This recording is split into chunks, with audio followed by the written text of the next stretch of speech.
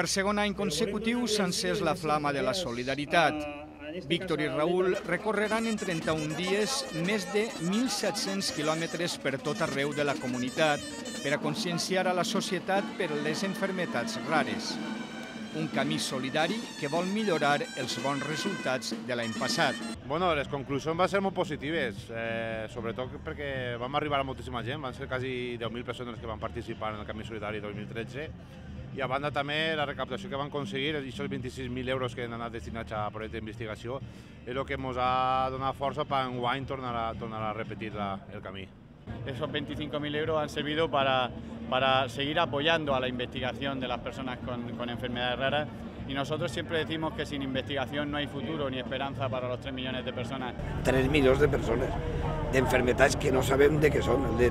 Claro, la gent té la sanitat i sobretot el govern en diners té que apostar per això, no? A lo millor no plegaran a totes, però intentar buscar solucions. Per a conèixer el recorregut d'este camí solidari i sobretot per a col·laborar econòmicament en la investigació de les malalties rares, es podrà consultar la pàgina d'Emails Apunters.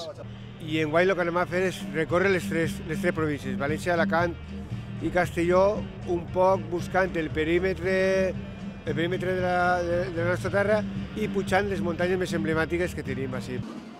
Víctor i Raül tenen per davant un trajecte equivalent a pujar 5 vegades l'Everest, però muntanyes més altes aconseguiran si este camí solidari ajuda a lluitar davant unes malalties que necessiten fons per a investigar-les.